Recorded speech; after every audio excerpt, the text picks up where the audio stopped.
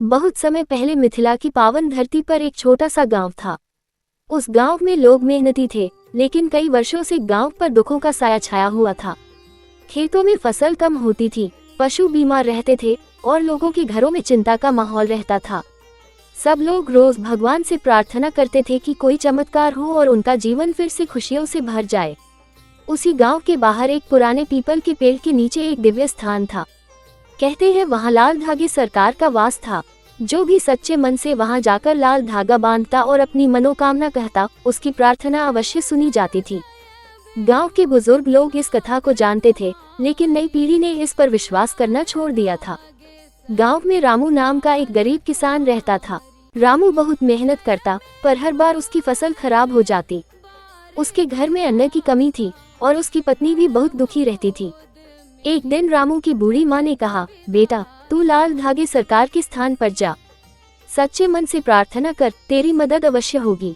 रामू अगले दिन सुबह स्नान करके पीपल के पेड़ के नीचे पहुंचा। उसने हाथ जोड़कर कहा, हे लाल धागे सरकार, मैं गरीब हूँ पर मेहनती हूँ, मेरे घर की विपत्ति दूर कर दो। फिर उसने एक लाल धागा पेड़ पर बांध दिया और श्रद्धा से माथा टेका। कुछ ही दिनों बाद मौसम बदल गया।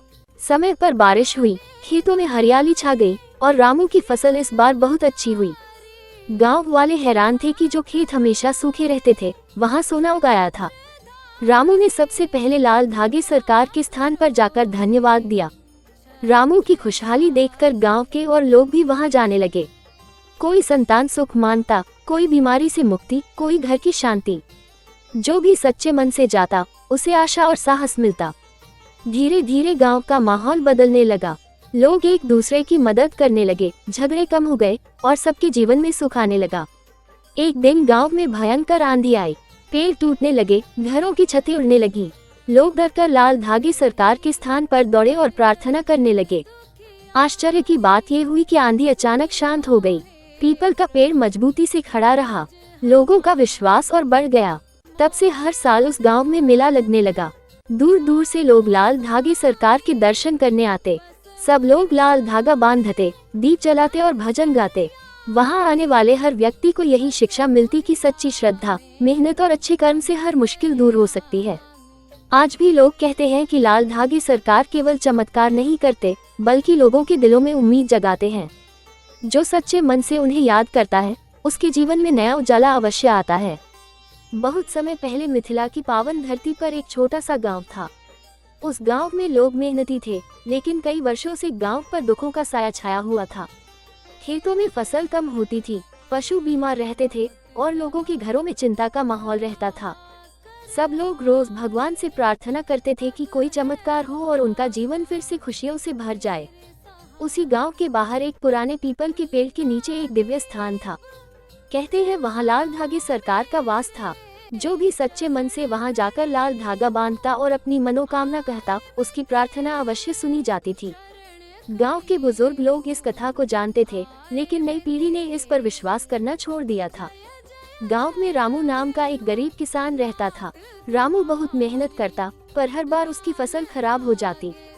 उसके घर में अन्न की कमी थी और उसकी पत्नी भी बहुत दुखी रहती थी। एक दिन रामू की बूढ़ी माँ ने कहा, बेटा तू लाल धागे सरकार के स्थान पर जा, सच्चे मन से प्रार्थना कर, तेरी मदद अवश्य होगी। रामू अगले दिन सुबह स्नान करके पीपल के पेड़ के नीचे पहुंचा। उसने हाथ जोड़कर कहा, हे लाल धागे सरकार, मैं गरीब हूँ पर मेहनती हूँ, मेरे घर की विपत्ति दूर कर दो। फिर उसने एक लाल धागा पेड़ पर बांध दिया और श्रद्धा से माथा टेका। कुछ ही दिनों बाद मौसम बदल गया। समय पर बारिश हुई, खेतों में हरियाली छा गई और रामू की फसल इस बार बहुत अच्छी हुई। गांव वाले हैरान थे कि जो खेत हमेशा सूखे रहते थे, वहां सोना उगाया था। रामू ने सबसे पहले लाल धागे सरकार के स्थान पर जाकर धन्यवाद दिया। रामू की खुशहाली देखकर गांव के और लोग भी वहां जाने लगे। कोई संतान सुख मानता, कोई बीमारी से मुक्ति, कोई घर की शांति। जो भी सच्चे मन से जाता, उसे आशा और साहस मिलता। धीरे धीरे गांव का माहौल बदलने लगा। लोग एक दूसरे की मदद करने लगे, झगड़े कम हो गए और सबके जीवन में सुख आने लगा। एक दिन गांव में भयंकर आंधी आई, पेड़ टूटने लगे, घरों की छतें उड़ने लगी। लोग डरकर लाल धागे सरकार के स्थान पर दौड़े और प्रार्थना करने लगे। आश्चर्य की बात यह हुई कि आंधी अचानक शांत हो गई। पीपल का पेड़ मजबूती से खड़ा रहा। लोगों का विश्वास और बढ़ गया। तब से हर साल उस गांव में मेला लगने लगा। दूर दूर से लोग लाल धागे सरकार के दर्शन करने आते। सब लोग लाल धागा बांधते, दीप जलाते और भजन गाते। वहां आने वाले हर व्यक्ति को यही शिक्षा मिलती कि सच्ची श्रद्धा, मेहनत और अच्छे कर्म से हर मुश्किल दूर हो सकती है। आज भी लोग कहते हैं कि लाल धागे सरकार केवल चमत्कार नहीं करते, बल्कि लोगों के दिलों में उम्मीद जगाते हैं। जो सच्चे मन से उन्हें याद करता है, उसके जीवन में नया उजाला अवश्य आता है।